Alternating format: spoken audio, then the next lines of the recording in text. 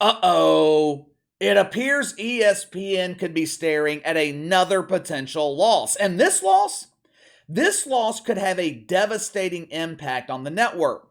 If ESPN loses the NBA, my prediction of the network being extinct by 2030 could actually come to fruition.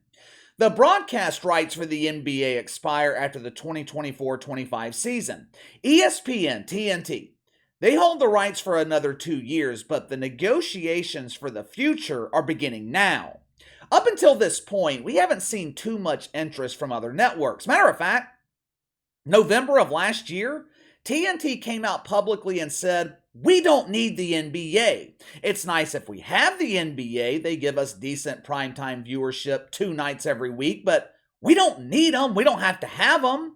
TNT has other original programming. They have access to thousands of shows and movies they can air for basically nothing. The NBA is an expensive entity. They're going to be looking for billions of dollars every year in their next deal. Early predictions claim Adam Silver, he's going to be looking for 50 to 70 billion dollars. Now, I would assume that's a 10-year deal, so we're talking 5 to 7 billion dollars every year just to broadcast NBA games.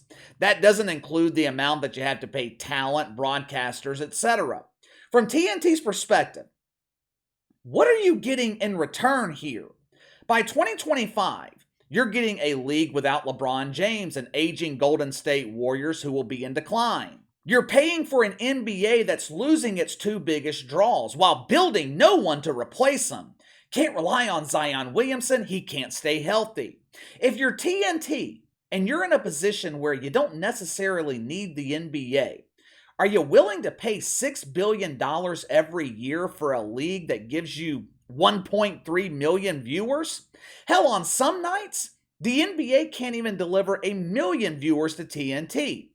Now, TNT, they might not need the NBA, but there is one network that desperately needs the NBA to survive: ESPN. A couple of months ago, you could argue that ESPN held most of the leverage here, but now the worldwide leader in woke is going up against a formidable opponent: NBC.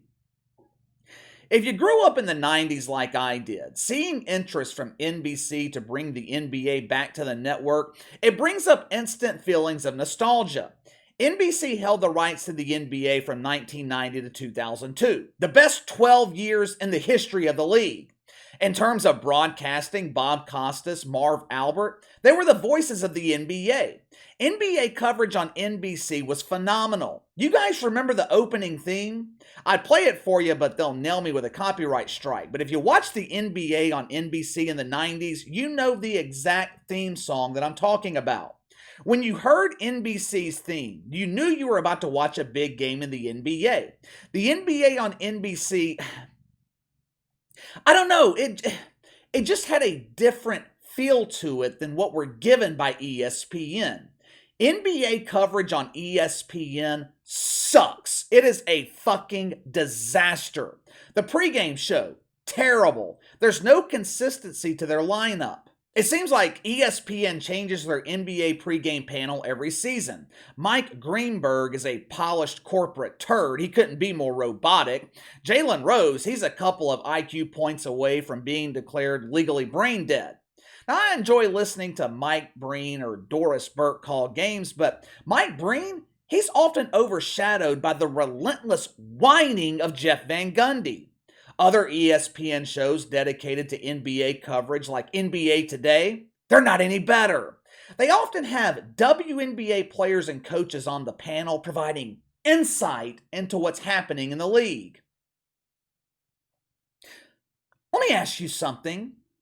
What the fuck can a dump diver tell me about the NBA? If I wanted the garbage man's thoughts on the zone defense, I would stand in the road on Mondays and Thursdays and I'd ask him about it. What can Chiny Agu Mike, I'm sure I'm mispronouncing her name, which is why I usually just refer to her as the Chin, but what the hell can she teach me about NBA basketball?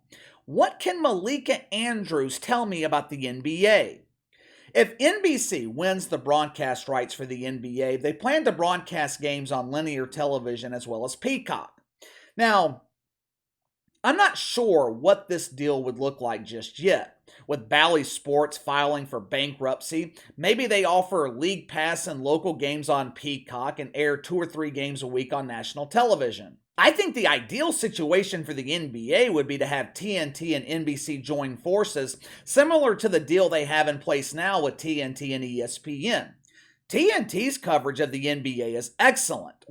Well, it's mostly excellent. Stan Van Gundy is an absolute disaster. Whoever thought it was a good idea to have Brian Stelter's father calling NBA games, that person should be fired. Now, the NBA is also receiving interest from both Apple and Amazon, which I don't think either of those two options would be ideal for the NBA. Major League Baseball gave Apple exclusivity on Fridays last season. It was a complete flop. It might work better for the NBA since their audience tends to be younger, but I don't think we have reached a point yet where a professional sports league can broadcast 100% of their games exclusively on a streaming service. I mean, the NFL couldn't succeed streaming. Ratings for Thursday Night Football were down 30% on Amazon Prime last season. The biggest question coming out of this, though, is what does all this mean for ESPN? Recently, ESPN is 0 for 2 when it comes to negotiating and winning broadcast rights. They lost access to the Big Ten to CBS. A couple of months ago, they lost the bidding war for NFL Sunday Ticket to YouTube. A network supposedly dedicated to sports finds themselves losing to platforms that don't need sports to survive. Even though the NBA doesn't draw the ratings that it used to, the league still gives ESPN the #1 ranking in cable because the NBA attracts the demographic advertisers covet the most, dudes between the ages of 25 and 54. In 2 years, if ESPN were to lose the NBA, what are they left with? They're left with the SEC and the playoffs in college football. They have college basketball up until March Madness, and they have Monday Night Football with the NFL. What are they going to do the other 6, 7, 8 months of the year?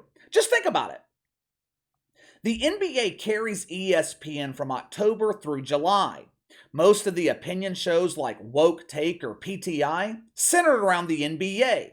The playoffs carry the network through the spring. Summer's dominated by coverage of the NBA draft and free agency. When you really think about it, the NBA is the foundation of ESPN, and there is no suitable replacement.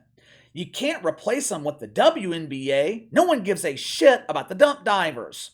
Oftentimes during the summer, ESPN will broadcast professional cornhole and professional bowling.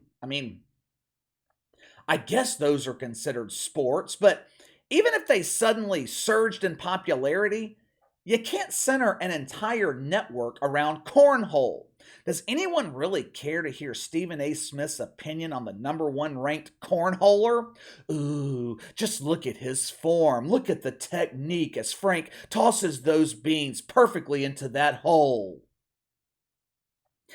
Going into these negotiations, ESPN's the only platform who has everything to lose.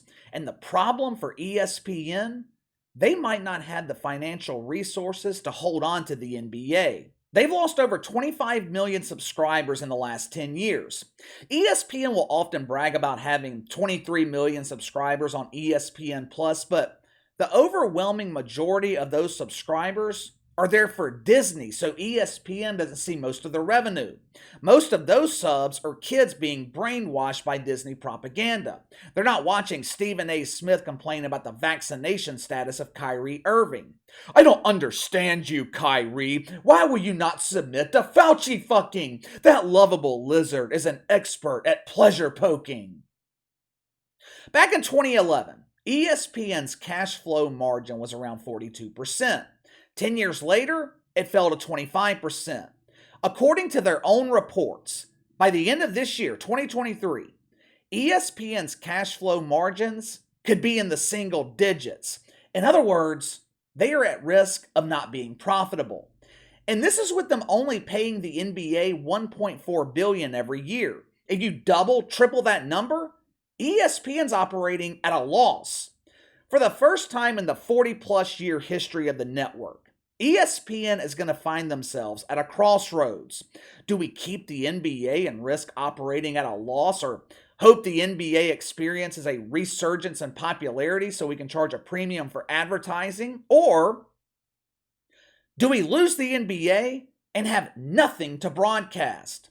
Major League Baseball, not going to save you. Fewer and fewer people are watching baseball, and it's rarely interesting enough to carry opinion shows on a 24-hour sports network.